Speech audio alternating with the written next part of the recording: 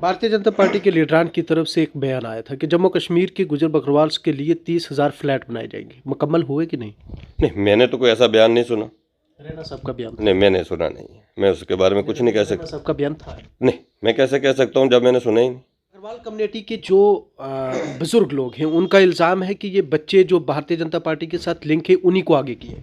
नहीं, ये तो उनको देखना है ना। देखो, ये बकरवाल कबीले की और गुजर कबीले की आपस की बात है, इसमें मैं ज़्यादा इंडल्ज नहीं होना चाहता। वो लोग कह रहे हैं कि बेड़े हमारी, घोड़े हमारे, फोटो हमारे, और हमें कुछ लाभ नहीं मिल रहा। ये तो आप भी सुन रहे हैं ना। वो लोग तो अपने उसी तरह अपनी ज़िंदगी जी। पार्टी के ऊपर इल्ज़ामात आयद हो रहे हैं कि ये तोड़ों की पार्टी है, जोड़ों क्यों नहीं कर रहे? बताइए, आप बताइए ना। कि बकरवाल कम्युनिटी को तोड़ा जा रहा है, आप गुजर कम्युनिटी से अलग किया जा रहा है। देखिए, कश्मीर के बच्चों में के हाथों में आज पत्थर की जगह कंप्यूटर और तिरंगा उनके हाथ में है। कश्मीर के घरों में आज आतंकवादियों की बात नहीं होती है, पाकिस्तान की बात नहीं होती है, आईएसआई की बात नहीं होती है।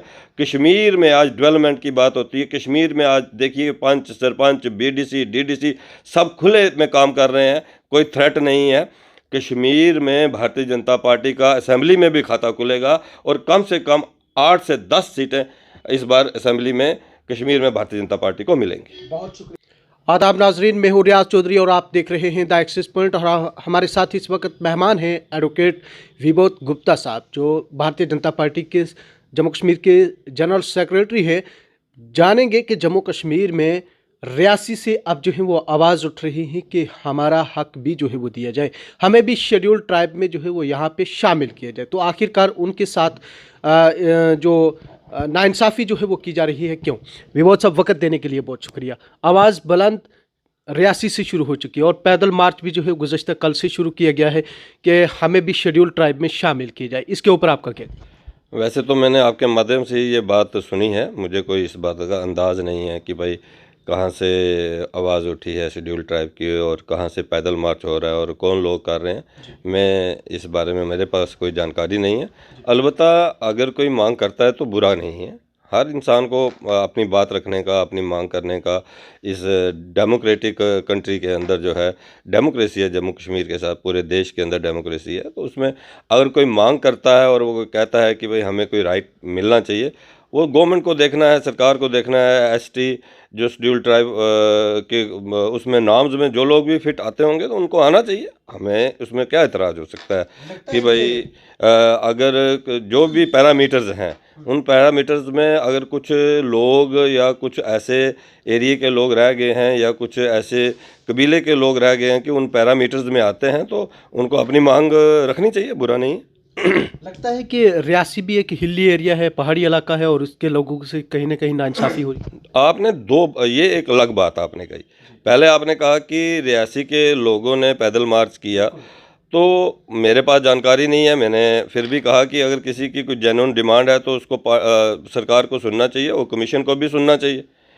और जो जस्टिस जीडी शर्मा कमीशन बना था उनको उनकी रिप्रेजेंटेशन जानी चाहिए थी। जिन जिन लोगों को, आखिर वो बना ही इसलिए था। जब हम गृह मंत्री माननीय अमित शाह जी से मिलने के लिए पहली बार डेलीगेशन लेके मैं दिल्ली गया था तो उन्होंने कहा था कि जो कमीशन जाएगा उसको ये पूरे इख्तियार हैं कि कौन से ऐसे कबीले हैं जिनको अब एसटी नहीं चाहिए तो बाहर निकाला जाए और कौन से ऐसे लोग हैं, कौन से ऐसे कबीले हैं जिनको एसटी की ज़रूरत है, उनको डाला जाए।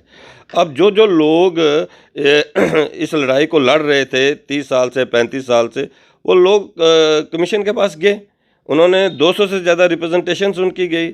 उन्होंने अपने केस को मजबूती से रखा और जस्टिस जीडी शर्मा साहब ने उनकी सिफारिश की।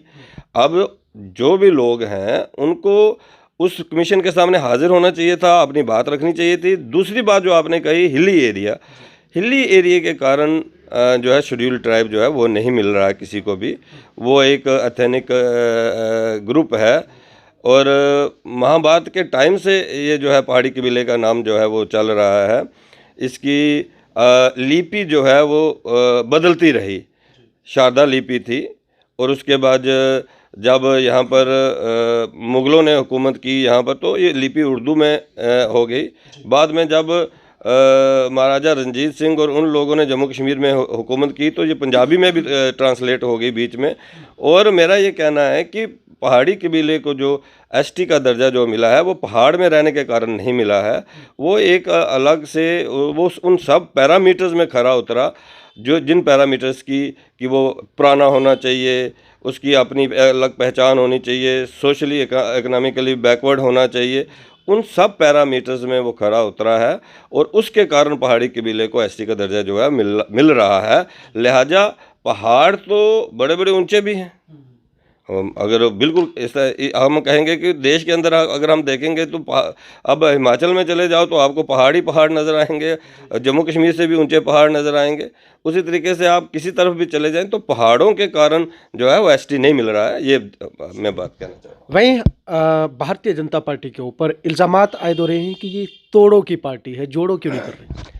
बताइए, आप बताइए ना। कि बकरवाल कम्युनिटी को तोड़ा जा रहा है, आप गुजर कम्युनिटी से अलग किया जा रहा है। देखिए, कोई भी पॉलिटिकल पार्टी है और वो पॉलिटिकल पार्टी जो सबके साथ इंसाफ कर रही है। माननीय प्रधानमंत्री नरेंद्र भाई मोदी जी जब 135 करोड़ लोगों की बात करते हैं, सबका साथ, सबका विकास और सबके विश्वास की बात करते हैं, लोगों का विश्वास भारतीय जनता पार्टी और माननीय प्रधानमंत्री और माननीय गृह मंत्री जी के ऊपर विश्वास बड़ा है।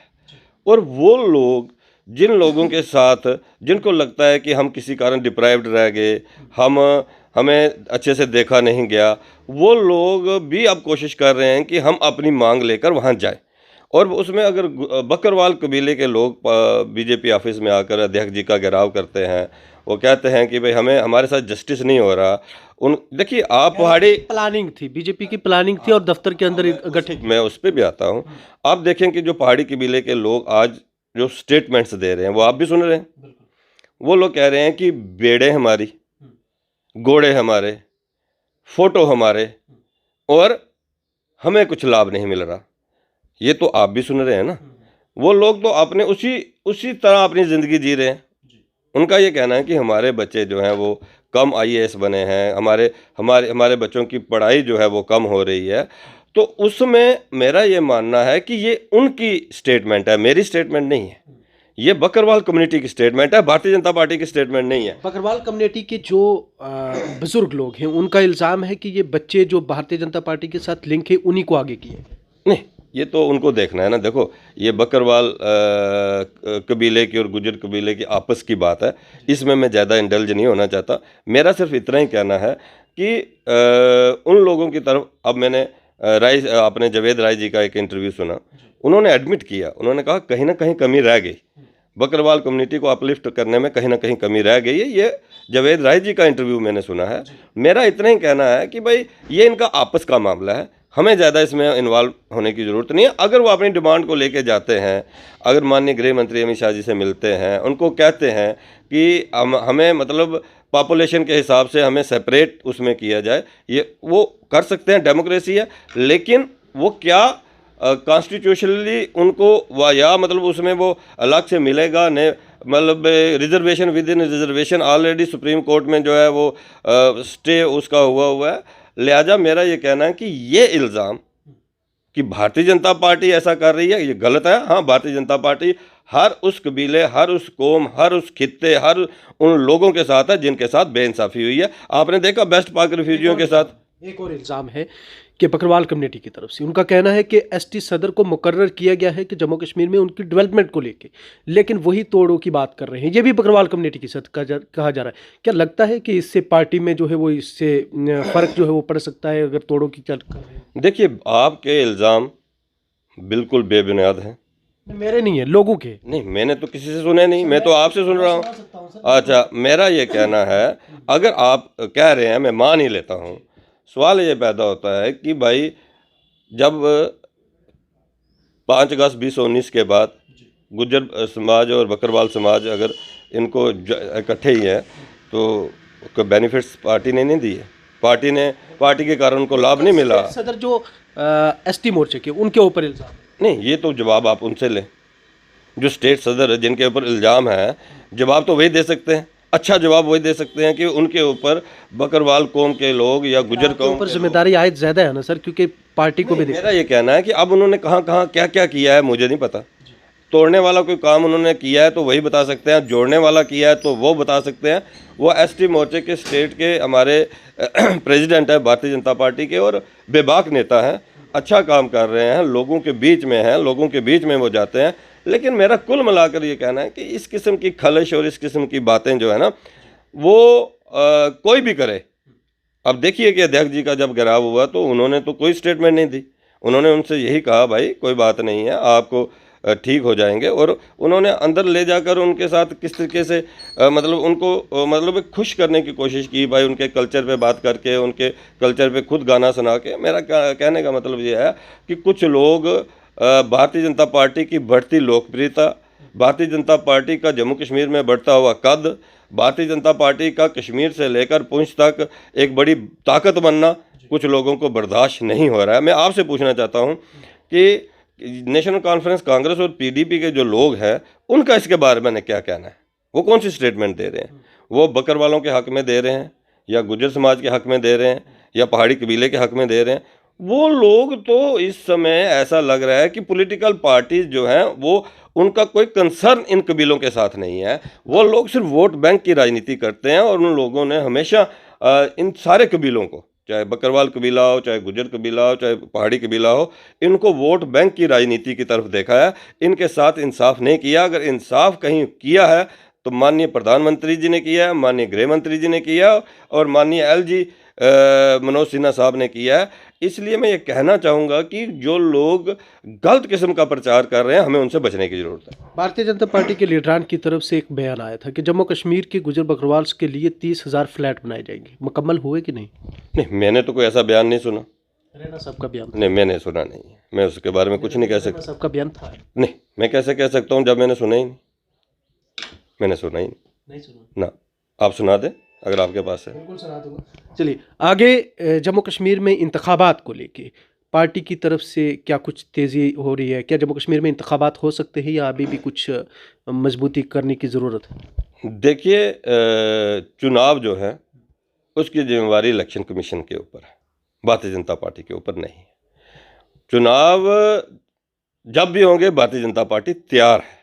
अगर चुनाव महीने बाद हो जाते हैं, भारतीय जनता पार्टी का कार्यकर्ता पोलिंग बूथ तक काम कर रहा है, भारतीय जनता पार्टी का कार्यकर्ता पोलिंग बूथ तक सेवा के काम कर रहा है, भारतीय जनता पार्टी का कार्यकर्ता माननीय प्रधानमंत्री नरेंद्र भाई मोदी जी की योजनाओं को पोलिंग बूथ तक जो है लेके जा रहा है।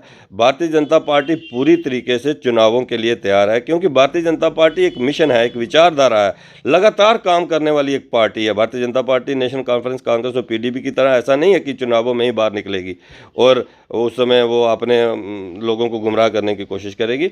लिहाजा जब भी चुनाव होंगे भारतीय जनता पार्टी तैयार है। अपोजिशंस का कहना है कि भारतीय जनता पार्टी इशारा करेगी तो इलेक्शन कमीशन बोल सकते हैं। देखिए, आप देखें, प्रोसेस चल रहा है।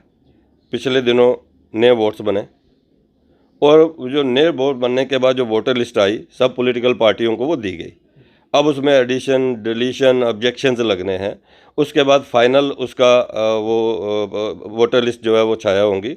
इस सारे प्रोसेस के बाद मुझे लगता है चुनाव होंगे, और होने भी चाहिए, ज़रूरी भी है।